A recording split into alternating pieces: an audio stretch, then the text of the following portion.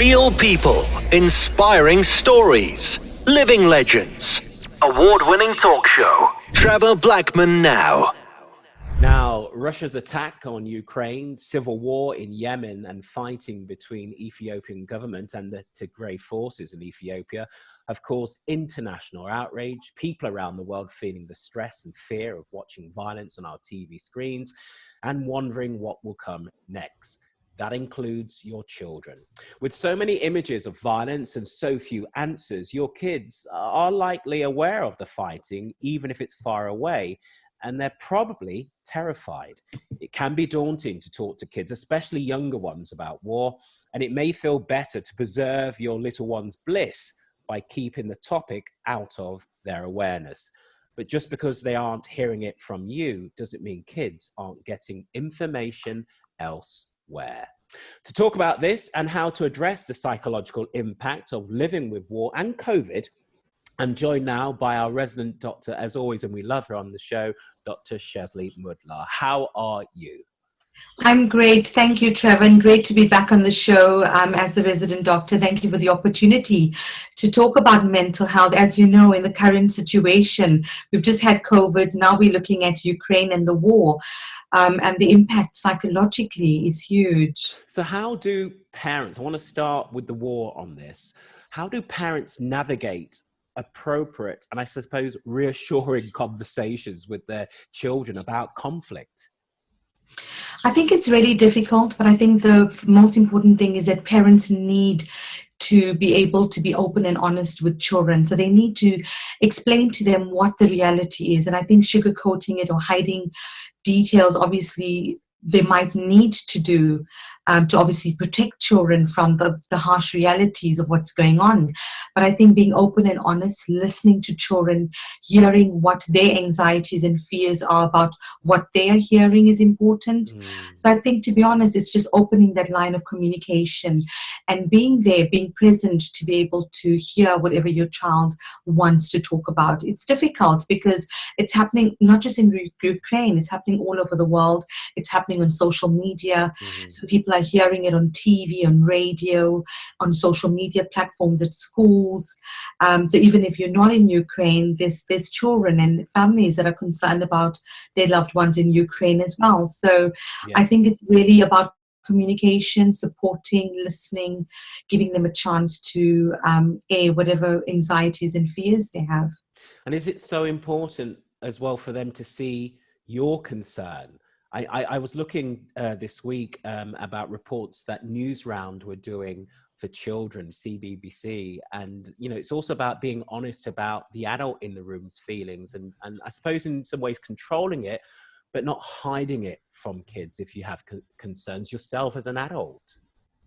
I think, yes, I think it's important to have that balance. So in one instance, you know, someone that's hearing about their loved ones in Russia, and I've seen like friends posts, people that we know in Milton Keynes, and friends that said she was in tears because she saw what was going on, and she's feeling so helpless, and now organizing charity and other things. But I think in one sense it's about having that balance. So as you said, it's about being open and real and honest about what's going on. So it might be that some people don't feel comfortable to actually show their real feelings and distress, and others might feel more comfortable. So I think whatever the person feels comfortable to share with their child, but I think it needs to be in a contained environment so that you'd be able to actually manage whatever distress and emotional discomfort anyone is experiencing. Because at this moment in time, it's like a roller coaster of emotions. Yeah. And you mentioned earlier on about monitoring stuff. So I suppose that's monitoring TV, the things that they're hearing, etc. But how do you monitor all of that extra stuff on social media and all of that, which your children are getting thrown at them, you know, constantly? How do parents, I know you can put on blocks and all these things, but we know kids are so intelligent and so smart. My nephew and niece teach me about how to do things. I'm like, oh my God, okay. So how do you monitor that? And is it also something I saw this week about establishing spaces within the family time to actually just listen to your children about whatever they want to say? It could be about school or whatever, but not necessarily comment straight away. just having that listening space? I think it's really important, monitoring and listening. So monitoring, yes, so whatever's going on social media, have specific times when you want to check social media and have those discussions. So even for us in our household, even though we're not directly affected, we will have times when we will talk about it. So I think set certain times when you are checking social media, when you're updating your family and loved ones around you, and especially when you're communicating with children. I think taking breaks, as I put on social media as well, on Twitter, and because I've done a book, Pandora's Box Unleashed, talking about the effects of social media, it's important to monitor how much of time you're spending. So take breaks, update yourself, just to know about what's going on. Don't get overwhelmed, and find other positive ways. I mean, the Guardian newspaper suggested 3 ways in which you can help. So one is obviously offering help by supporting charities and organizations, because there's enough of that's going around. The second thing they suggested is supporting news agencies, so, and whatever news that is going on.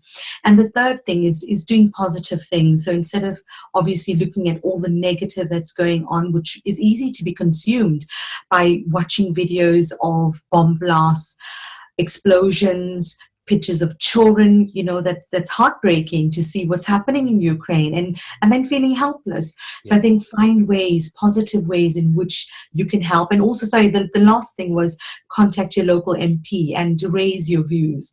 So I've actually done all 3 of those, and that was a lovely article from The Guardian, which I would suggest having a look at and doing something positive. Absolutely. But can I talk, and for you really to talk directly to parents, so you've talked about talking with their child, but it's also about the language and how they talk with their child. And some parents don't feel equipped to sit down and talk with children about conflict. Also coming out now in terms of the roadmap of COVID and what we've experienced over the last 2 years, it's finding that language. So what can you say to parents in how they sit down and start those conversations of reassurance and open dialogue? I think, again, it's about being open and honest, and it's a really good question. How do we actually approach it with children? To be honest, Trevor, and I've got three young kids, and I see a lot of kids around me. Our kids have gone through COVID, as you've said, and now it's now the Ukraine crisis with Russia, and they're so resilient. So I think, and also you must understand, they are also influenced by what's going on in media and people that they follow, and books they read, and music that they listen to, games that they play. So they would have somehow come across issues about war. They learn it in history. So I think what it is, using examples of what has happened in the past. They know about World War II, World War I. They've learned about it, or any other type of wars that whichever country they're in. So just using an example of what a war is, what is conflict, and why people are fighting, and that obviously it's a very challenging, difficult time, and we don't need to feel so helpless in one instance, and we can do things to make a difference. So my children came home, and they said, "Mom, we need to get some cans. We've got emails from school. We need to take cans for the people in Ukraine." So that's an example of changing this whole negative situation, this crisis, this distressing feeling of not being able to help anyone, and watching from afar what's unfolding before our eyes, and the whole world is watching what's going on, and concerned about Ukraine. We all are, and we all are praying daily. So I think what it's about is just being open and honest, and getting them to do positive things. So taking charity, to school, talk, so they know about it. I love this. Whilst I've got you, I do want to talk about the recent, well, I say recent, it was at the beginning of the year, the U-turn on compulsory NHS staff jabs. And as a doctor working within NHS, and just, we've talked about this, and we've talked about colleagues as well, and you've given your sense of where you feel, but where are we now, and how is that reassurance, I suppose, within the NHS that ministers aren't pushing for health workers to take the jab?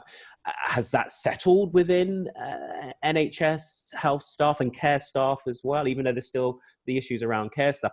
How is it? Because I didn't have a chance to catch up with you, and I really want to get a sense of your take on all of this. Yeah, no, I mean, it's great that we're able to talk about the update because it's obviously affecting thousands of healthcare workers working on the front line, that we depended on, our NHS heroes, and people working in the private sector. So I work in the private sector. I'm familiar with what's going on in the NHS, and definitely the news, obviously, for those who did not want to get vaccinated were going to lose their jobs. So the government has revoked this decision, which is huge because it means that people are not necessarily needing to get vaccinated, so they don't need to have any of the vaccines and they can continue to work. But to be fair, the government is keeping it under review. They haven't said completely no. What they're saying is we'll keep this under review. So this could come back again at some point. Yes, and to add to that, definitely they will be reviewing it, and I think I'm not surprised by the decision. I think it was a catch-22 situation where the government felt pressured that they were going to lose valuable NHS staff. It was going to put a strain and burden on the NHS and private sectors. A lot of people were going to leave and have left their jobs.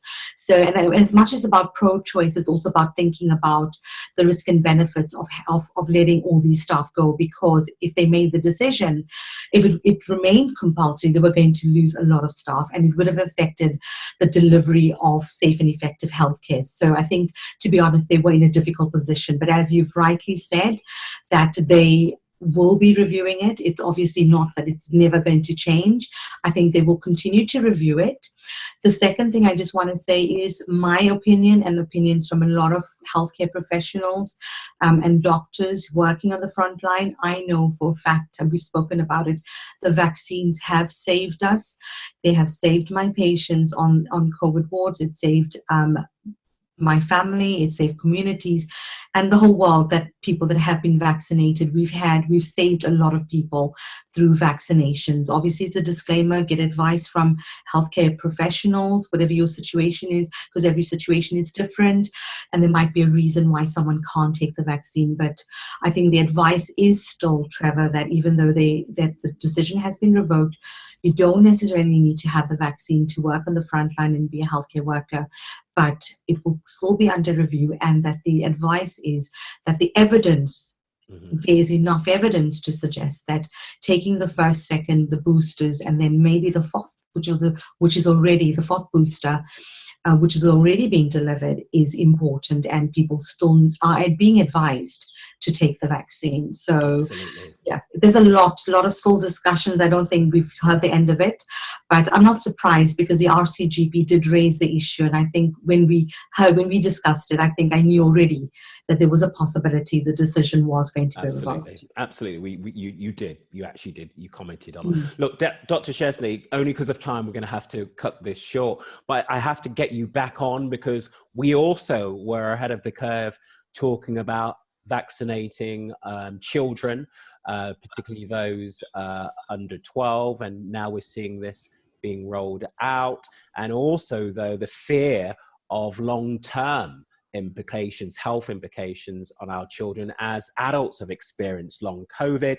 We're seeing now some research around children also experiencing long COVID as well. So that's another conversation. Oh, that's so much to talk about. Children long COVID, living with COVID, and Boris Johnson plan to live with COVID and end all restrictions of isolation. Okay, so I know. We're not going to do it now. But I really must bring you back on the show to talk. Yeah, well, prayers with everyone in Ukraine, and also with the Queen. She tested positive for COVID, so hope she's having a good recovery. Absolutely. Dr. Seshni, as always, thank you for coming on the show today.